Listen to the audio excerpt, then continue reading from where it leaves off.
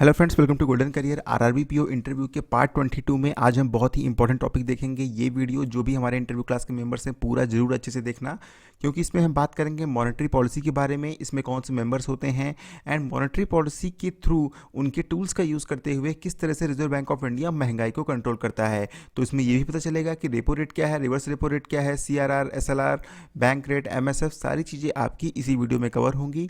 तो इस वीडियो को प्लीज़ ध्यान से देखिएगा। एंड जिन्होंने इंटरव्यू क्लासेस ज्वाइन नहीं की हुई है, वीडियो के डिस्क्रिप्शन बॉक्स में लिंक है, तभी आप ये पूरी वीडियो देख पाएंगे। और बाकी क्लासेस भी, बाकी जो 22 पार्ट्स हैं सारे पूरे तभी देख पाएंगे जब आप इंटरव्यू क्लासेस ज्वाइन करेंगे। तो वीडियो के डिस्क्रिप्शन बॉक्स में लिख दिया है, प्लीज़ ज्वाइन करिए।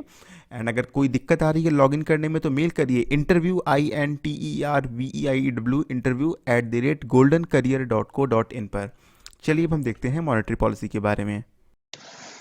तो देखिए, पहले क्या था, एक आपको तो पता ही होगा, रिजर्व बैंक ऑफ इंडिया का एक्ट है। वो है आपका आरबीआई एक्ट 1934। इस एक्ट में क्या किया गया, अमेंडमेंट किया गया, उसका नाम दिया गया फाइनेंस एक्ट 2016। ठीक है। अब ये अमेंडमेंट क्यों किया गया, ये अमेंडमेंट इसलिए किया गया क्योंकि जो मॉनेटरी पॉलिसी थी उसके लिए एक कमेटी बनाई गई जिसका नाम रखा गया MPC, monetary policy committee. Monetary policy committee, ठीक है, ताकि प्राइस जो है वो स्टेबल रहे एंड जो ग्रोथ सेंट्रल गवर्नमेंट की है उसको ऑब्जेक्टिव ध्यान में रखते हुए रिजर्व बैंक जो है उसमें चेंजेस करे। पहले क्या था, रिजर्व बैंक ऑफ इंडिया को पूरा अधिकार था, लेकिन अब जब मॉनेटरी पॉलिसी कमेटी बन गई तो इसमें अब हो गए 6 मेंबर्स। ठीक है। अब 6 मेंबर में से क्या था कि 3 मेंबर जो होते थे वो तो होते हैं रिजर्व बैंक ऑफ इंडिया की तरफ से, लेकिन जो अदर 3 मेंबर्स होते हैं वो हमारी सेंट्रल गवर्नमेंट अपॉइंट करती है। ठीक है। तो इससे हुआ क्या कि सेंट्रल गवर्नमेंट का जो है वो इंटरफेरेंस मॉनेटरी पॉलिसी में बढ़ गया। क्यों भाई, अब मेंबर हो गए इक्वल। अब आरबीआई के भी 3 है, सेंट्रल गवर्नमेंट के भी 3 है, तो आरबीआई अपनी मर्जी से कोई भी चेंजेस नहीं कर सकती है। क्यों? क्योंकि अगर सेंट्रल गवर्नमेंट के जो मेंबर्स हैं वो अपोजिशन कर, मतलब अपोज कर गए उस डिसीजन को, उसके अगेंस्ट चले गए, तो फिर वो चीज पास हो ही नहीं सकती है। तो अब क्या होता है, बेसिकली गवर्नमेंट ने टारगेट दे दिया कि भाई आपको इन्फ्लेशन 5% के ऊपर जाने नहीं देना है। तो फिर अब चेंजेस आरबीआई को उसी के अकॉर्डिंग करने होंगे। ठीक है। तो बेसिकली ये चेंजेस हुए।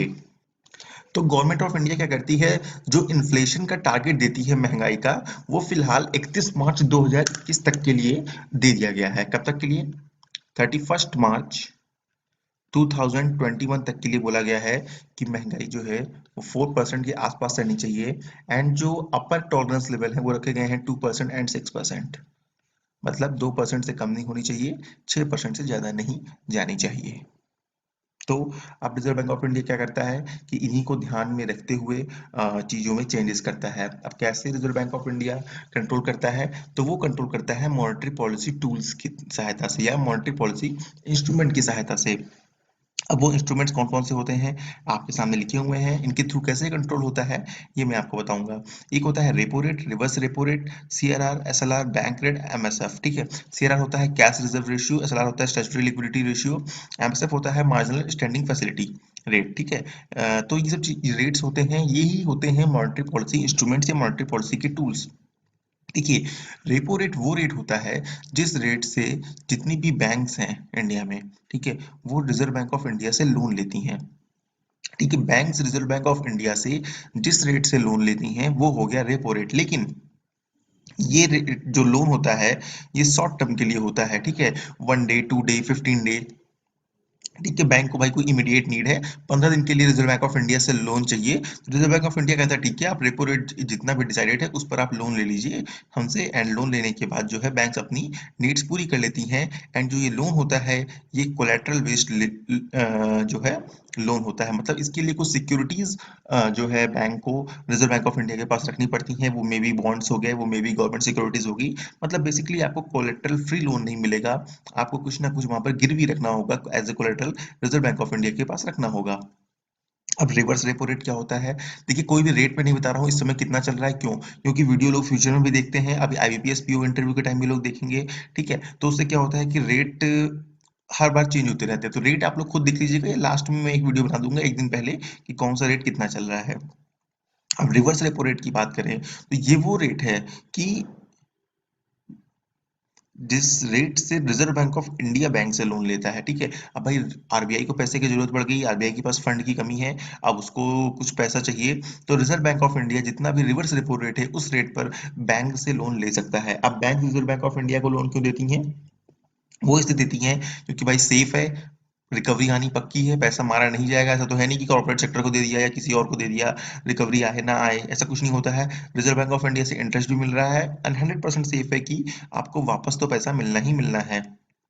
दूसरा है आपका कैश रिजर्व रेशियो।